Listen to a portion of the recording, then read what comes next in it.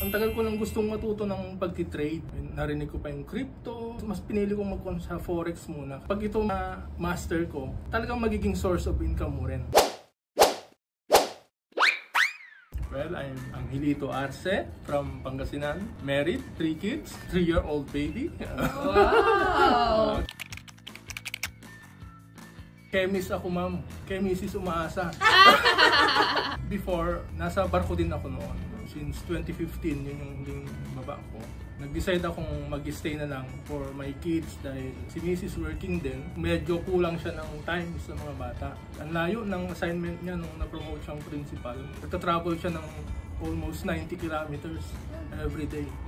So early in the morning, she has to leave the house. 5 o'clock, maalis na yan ng bahay. Natitulog pa yung mga bata. Tapos most of the time umuwi siya ng bahay 6, 6:30, 7, ganyan. Patulog na rin yung mga bata. Sabi ko, hindi pwedeng ganito. So I decided na mag-stay for the kids.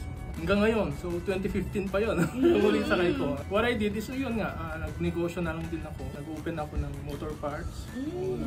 Tapos nagpuan din ako ng water station.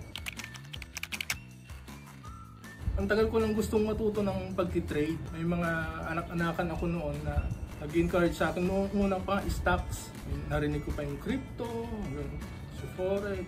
Pero mas pinili ko sa forex muna kung pag-aralan. Dahil pag ito master ko, talagang magiging source of income mo rin. Ang dami ko nang nakita na napanood din. Nag-succeed sa ako na to. Until now, nag-succeed.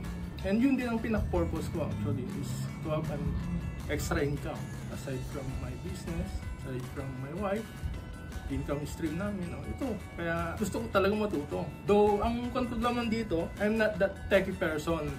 Pero, madali na lang pag-aralan yun kung mag-manipulate ng cellphone or laptop. I'm very willing to learn. Well, sa akin, personally, ako yung tao kasi yung ayaw kong sumuong sa isang bagay na wala akong kaalam-alam, wala akong knowledge, wala akong... Siguro ganun din, ang may advice ko sa kanila. Bago sila pumunta ng gera, handa muna na yung sarili nila. They have to equip first. Yung skill nila, discipline nila, lahat. It should go together. Not only the skill, not only the knowledge, but even the discipline, the character. Dapat should go together. Yun yung ko. Kaya sabi ko nga, gusto ko na mag-trade, pero wala pa akong knowledge, wala akong enough knowledge and formal na learning.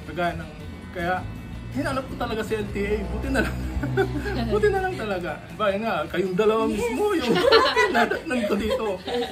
Almost 9, magna 9 na or past 9.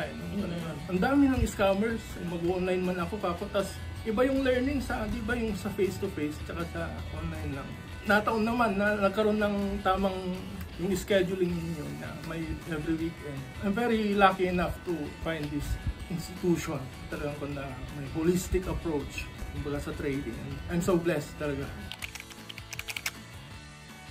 Very much, yes, of course. Ang laking tulong sa akin, may desire na matuto. Well, of course, marami na akong alam about trading, pero gusto ko pa rin siyempre, yung formal na training, ma-develop palalo. Siguro sa ngayon, habang medyo bata-bata pa, sabi ko, dahil may lakas pa naman tayo. Siguro maaaring gawin kong parang part-time ko pa lang, until such time na ma-master ko nga siya. Maaari ko na nga siyang maging full-time, hindi na part-time dahil nagigain ako ng knowledge, kaalaman, experience. Hanggang sabi ko nga, may equip na rin ako, totally equipped. At kaya ko ng talaga, full blast. At ito na lang, hanggang pagtanda ko, hanggang retirement plan ko, ito na rin. Diba? Join our trading community and share trade ideas, market insights, and strategies.